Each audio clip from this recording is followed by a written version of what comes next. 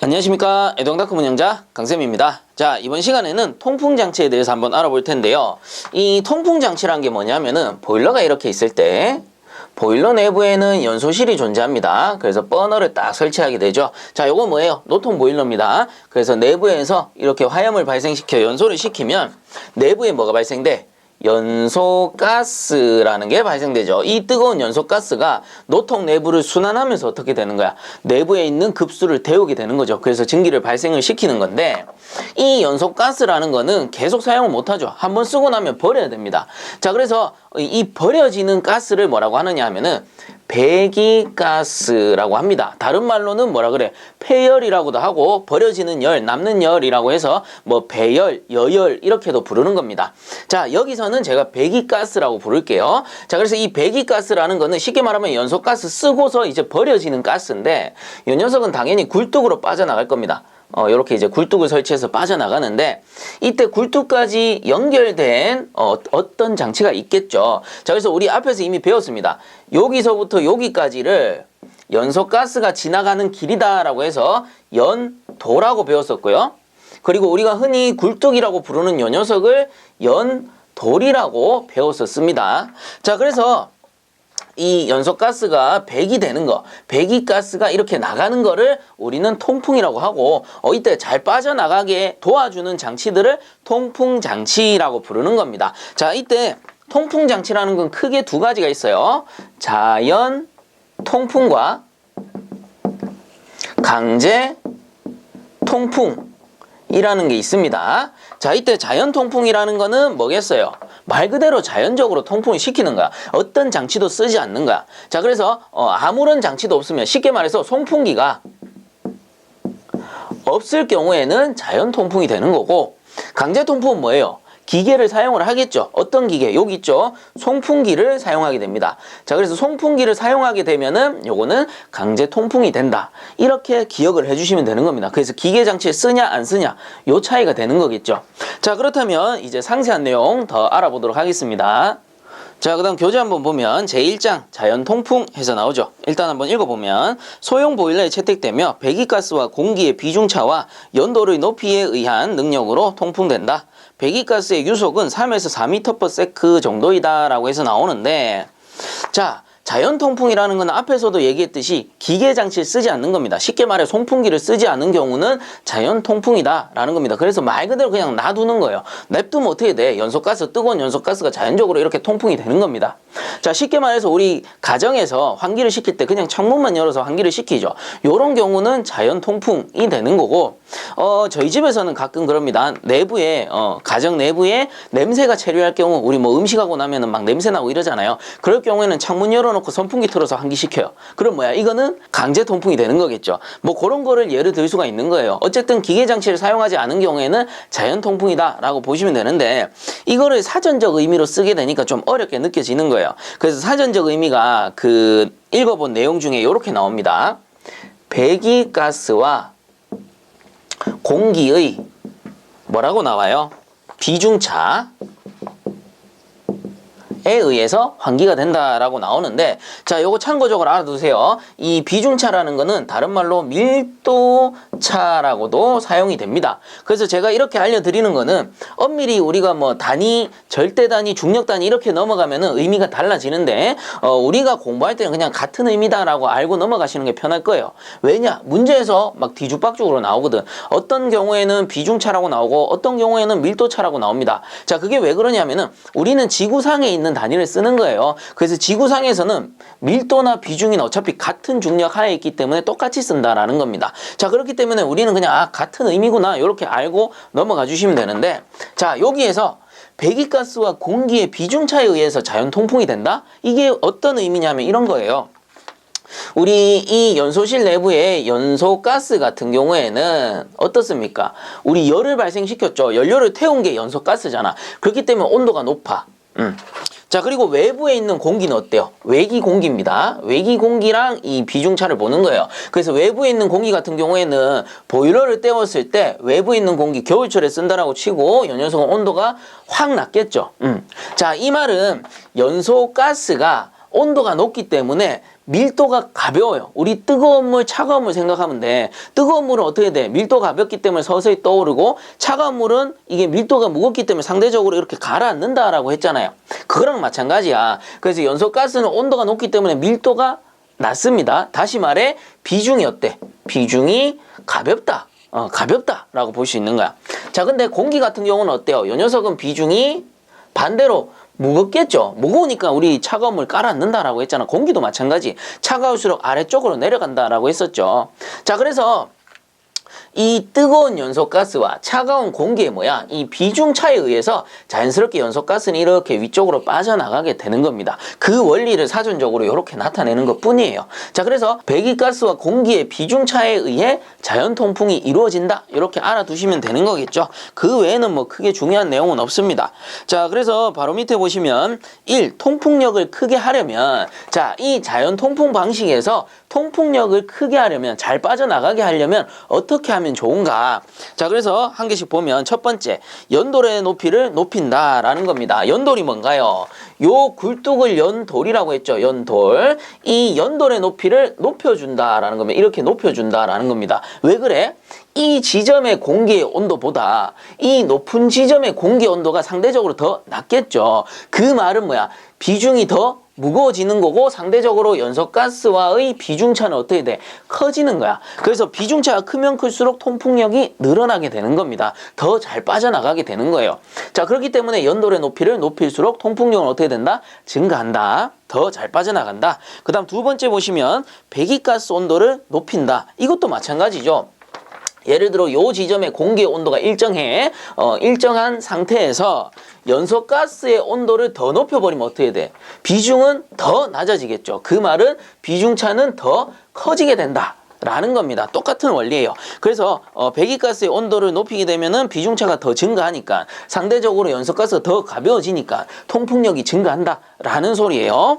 자, 그다음 세 번째 보시면 굴곡부를 줄인다. 이 말은 이 연도, 요 연소가스가 지나가는 연도의 굴곡부를 줄인다라는 겁니다. 쉽게 말해 이 연도가 막 이렇게 꺾여버리면 안 된다라는 겁니다. 그럼 연소가스가 가다가 이렇게 팍 치고 꺾이고 마찰저항 일어나고 팍 치고 꺾이고 막 이런 식으로 지나가겠죠. 그래서 이런 굴곡부를 줄이고 최대한 직선으로 연결해 달라 라는 소리가 되는 겁니다. 마찰 저항을 줄이고 통풍력을 증가시키게 된다라는 거겠죠. 그 다음 네 번째 보시면 연돌 상부 단면적을 크게 한다. 그래서 요 연돌의 상부, 요 단면적을 크게 할수록 어떻다? 통풍력이 증가되더라 라는 겁니다. 이렇게 좀 알아두시면 좋을 것 같아요. 그래서 이 통풍력을 크게 하는 방법은 문제에서 쓰라고 잘 나오는 편이에요. 그래서 요 내용 암기를 해주시는 게 좋고요. 그리고 암기하기 전에 왜 이렇게 해야지 통풍력이 증가하는지 이해를 해버리면 외우기도 쉽고 적기도 쉬워지겠죠. 자, 그렇게 꼭 알아둬야 된다라는 거 별표에서 표시를 좀 해주시면 좋을 것 같습니다. 자, 그 밑에 보시면 이 이론 통풍력 계산에서 나오죠. 그래서 공식이 몇 가지 나오는데 요 공식도 아주 많이 쓰이고 있으니까 꼭 알아두시고 넘어가야 됩니다. 자, 그래서 하나씩 알아보면 첫 번째, Z는 H에 RA-RG라고 해서 나오죠. 자, 그래서 요 녀석이 뭐냐면은 옆에 설명란에 잘 나와 있긴 하지만 같이 한번 봅시다. Z라는 거는 통풍력이에요. 통풍력. 통풍력인데 일단은 이론 통풍력입니다. 뭐 다른 게 붙지 않으면 요 녀석은 그냥 이론 통풍력을 구하는 공식이다. 이렇게 알아두시면 되는데, 자, 요 이론 통풍력 같은 경우는 요 H가 뭐예요? H가 보시면 연돌 높이라고 나옵니다. 연돌 높이. 자, 그래서 이 연돌 높이가 뭐다? 이 굴뚝의 높이를 얘기하는 겁니다. 그래서 굴뚝의 높이가 높아질수록, 즉 연돌 높이가 높아질수록 통풍력은 증가한다라고 했잖아요. 그러니까 그냥 곱해주는 거예요. 비례한다라는 거예요. 통풍력하고 비례한다라는 거예요. 자, 그래서 이 연돌 높이 미터라고 나타내는 것이고, 그리고 RA, RG라고 나오는데 여기서 R이라는 거는 비중량이 돼요. 비중량. 자, 근데 RA라는 거는 에어의 약자거든요. 그래서 이 녀석은 공기 비중량이 되는 겁니다. 자, 그래서 RA는 공기 비중량이라고 보시면 되고, 그리고 RG는 뭐겠어요? 비중량은 비중량인데 G라는 거는 가스죠. 그래서 가스 비중량인데 엄밀히 따지면 배기가스 비중량이 되는 겁니다. 그리고 이것도 그냥 공기 비중량이 아니고 외기 공기 비중량이 되겠죠. 근데 외기라고 안 쓰더라도 여러분들은 외기 공기라는 거 당연히 아셔야 됩니다. 왜? 통풍력 계산하는 거잖아. 통풍력이 뭐라고 했어요? 앞에서 통풍력이라는 거는 여기서 발생된 배기가스와 이 외부에 있는 외기 공기의 뭐였습니까? 비중차에 의해서 구하게 된다라고 배웠잖아. 그러니까 자연스럽게 공기 비중량이라고 하면 아, 외기 공기의 비중량이겠구나. 당연히 알아들으셔야 됩니다. 자, 그리고 요 비중차를 공기에서 배기가스를 왜 빼주느냐? 자, 이런 겁니다. 공기라는 게 배기가스보다 어때요? 온도가 낮다라고 했죠.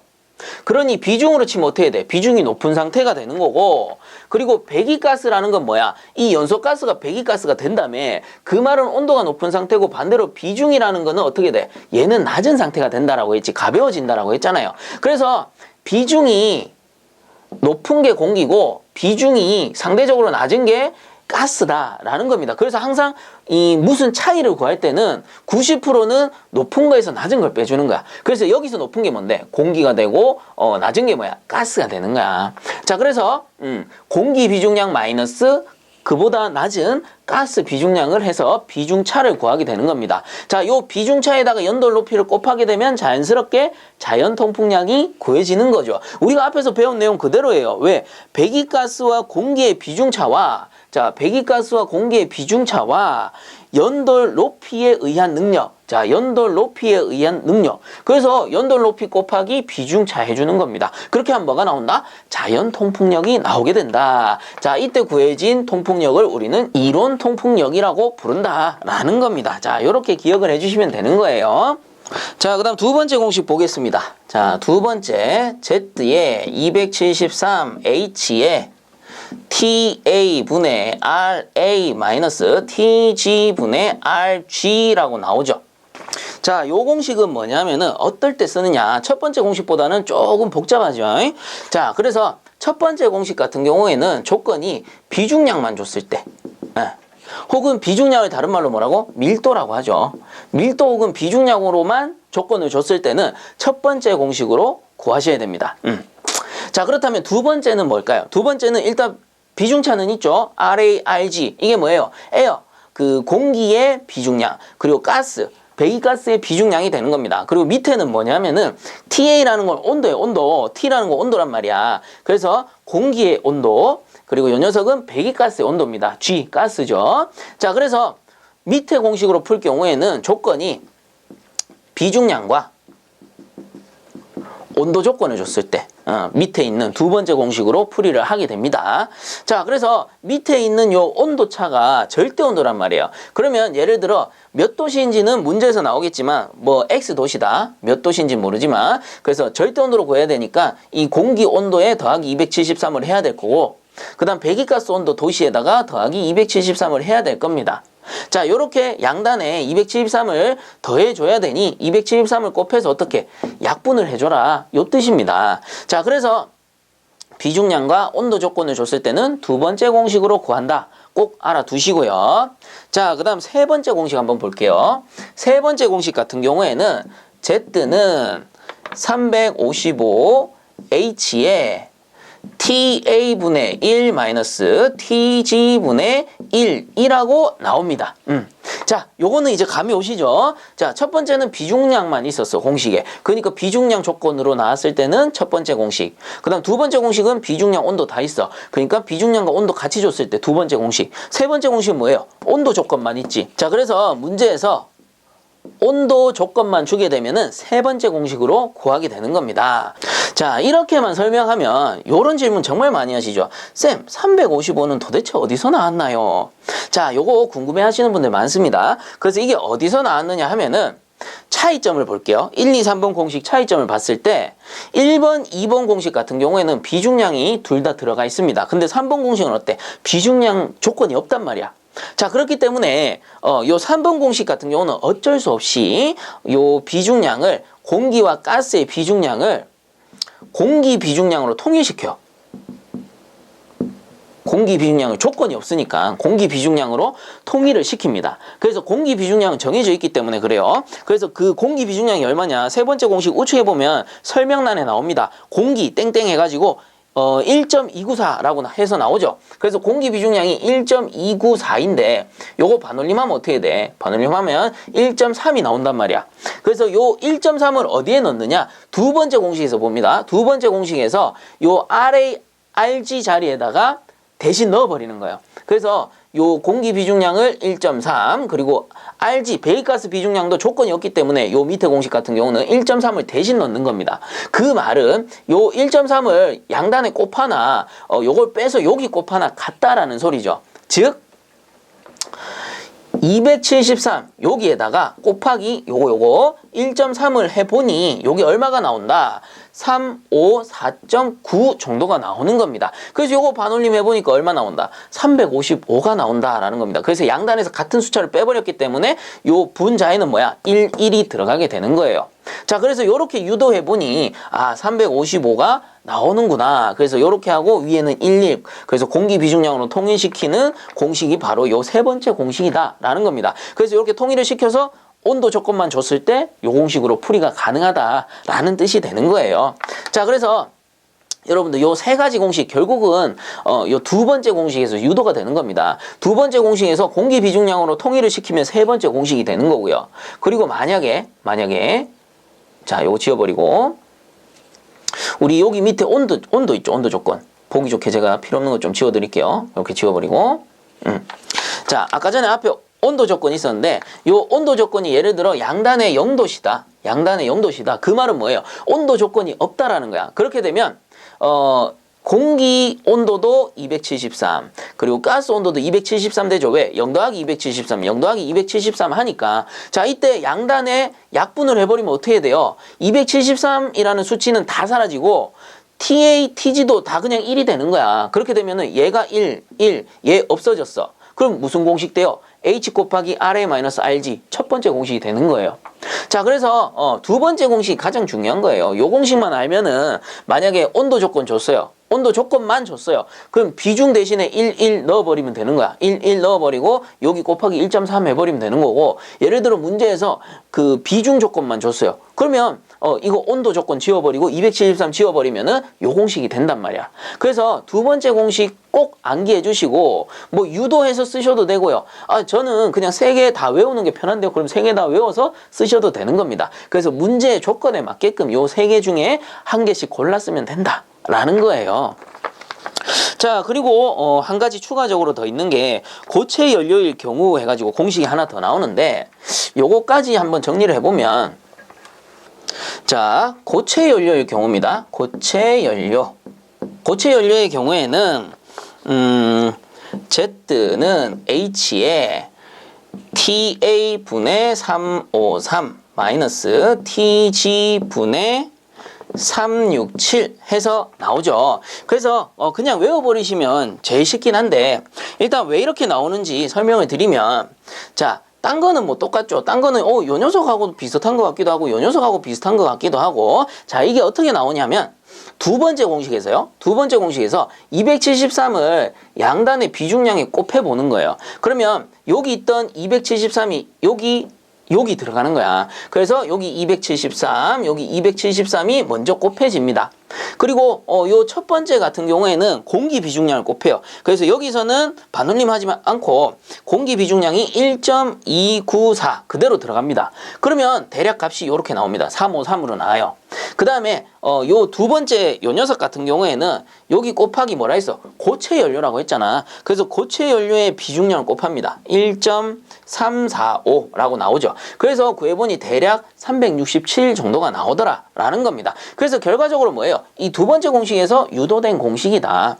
자, 그래서 고체 연료 하면은 그냥 외워서 푸시는 게 오히려 편합니다. 왜? 이거 각각 유도하려면 공기 비중량도 외우고 있어야 되고 고체 연료 비중량도 외우고 있어야 되는 거죠. 그래서 그냥 이대로 외워버리시고 사용하는 게 아마 제일 편하실 거예요. 그리고 참고적으로 뭐 기체 연료 구하고 싶다 그러면 여기 1.25 넣으면 되고 액체 연료 구하고 싶다 1.31 넣으시면 되는데 그런 거는 나중에 여러분들 문제 풀다 보면은 자주 풀고 많이 풀면 자연스럽게 대입이 될 거예요. 그러니까 너무 걱정 마시고 지금 막 이렇게 저렇게 왔다 갔다 하면서 수치가 변하고 막 이러는데 요거는 그냥 여러분들 무조건 외운다라기보다는 그냥 편하게 쭉 들으시고 이런 공식이 있었다. 그래서 제가 꼭 외워달라 하는 요 두 번째 공식 있죠. 2번 공식 요거 하나 정도는 꼭 외워주시고요. 나머지는 그냥 이렇게 편하게 넘어가셔도 나중에 기출문제 풀면서 또 봅니다. 또 보고 또 보고 또 봐요. 그러니까 그때 돼서 외워도 크게 무리는 없을 거예요. 푸시면서 외우고 여러 번 보면서 외우시면 되는 거예요. 자, 요렇게 이론 통풍력 계산 공식은 정리를 하도록 하고요.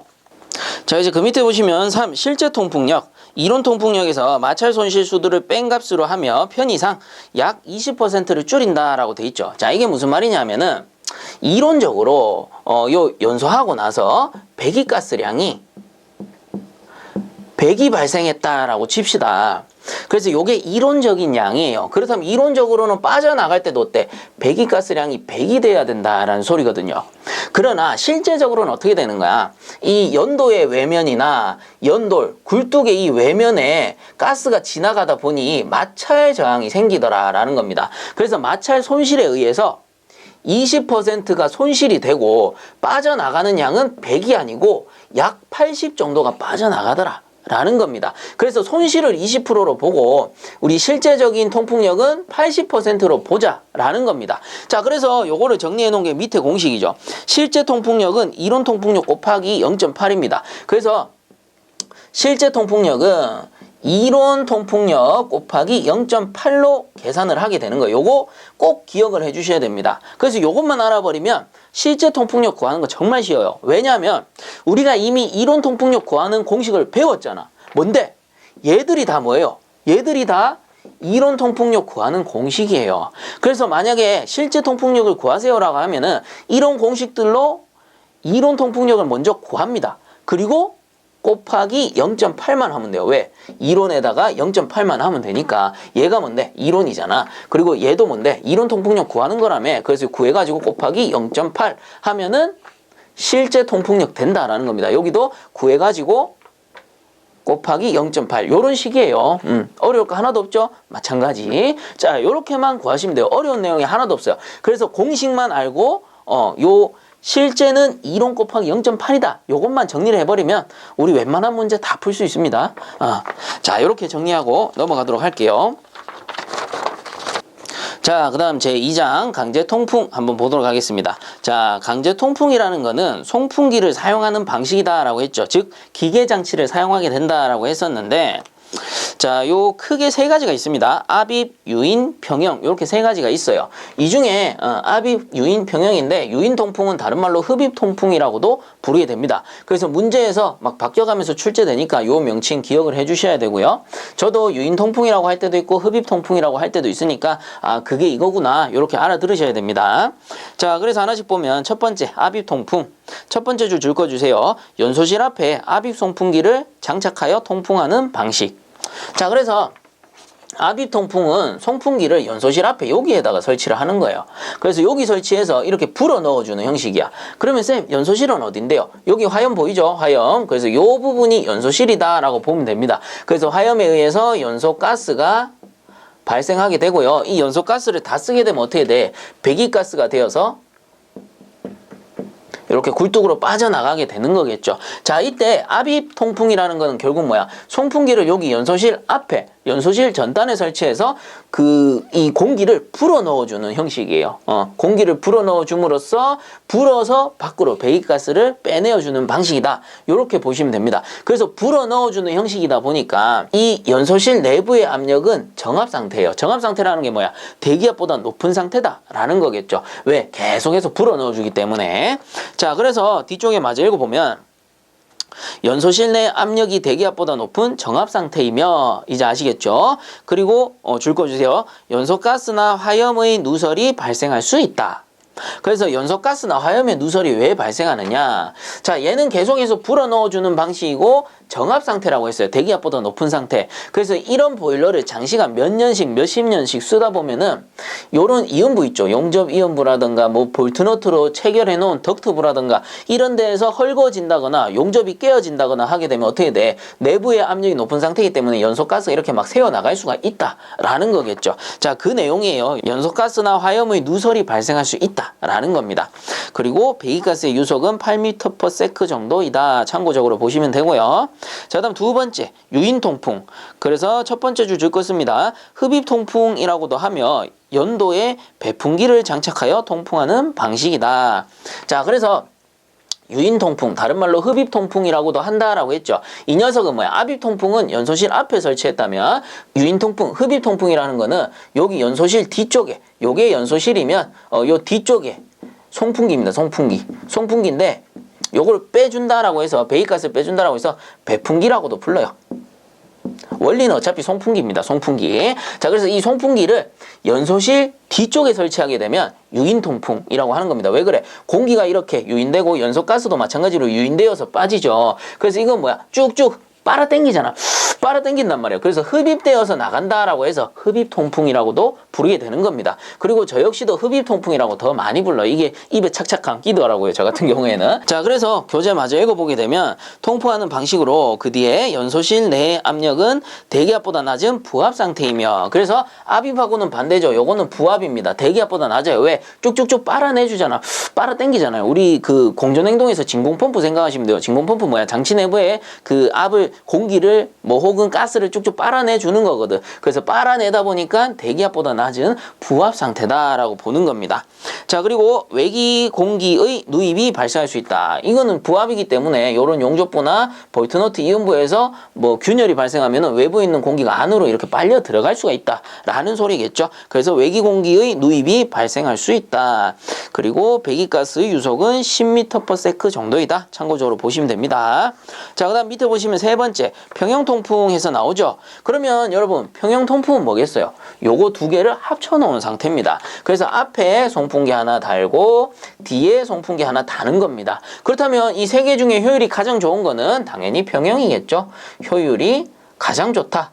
내가 원하는 만큼 압력을 유지시킬 수가 있으니까 효율이 가장 좋다라고 보는 겁니다. 단순히 생각해도 얘들은 한 개만 쓰지만 얘는 송풍기 두 개 쓰잖아요.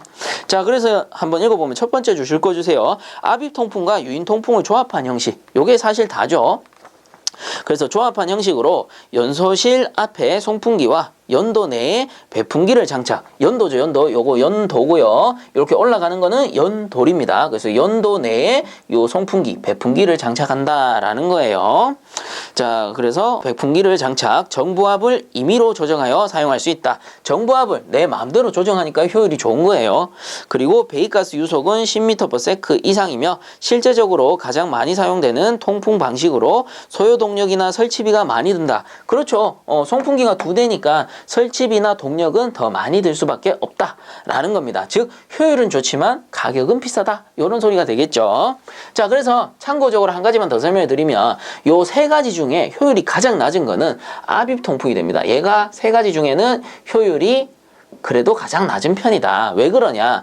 얘는 정압 상태죠. 즉 내부 압력이 대기압보다 높은 상태이기 때문에 압력 손실이 커요. 압력 손실이 크다라는 소리는 효율이 낮다라는 소리가 되는 겁니다. 그래서 압입통풍보다는 유인, 흡입통풍이 효율이 좀 더 좋고요. 이 유인통풍보다 효율이 좋은 거는 평형통풍이다. 이렇게 알아두시면 되겠습니다.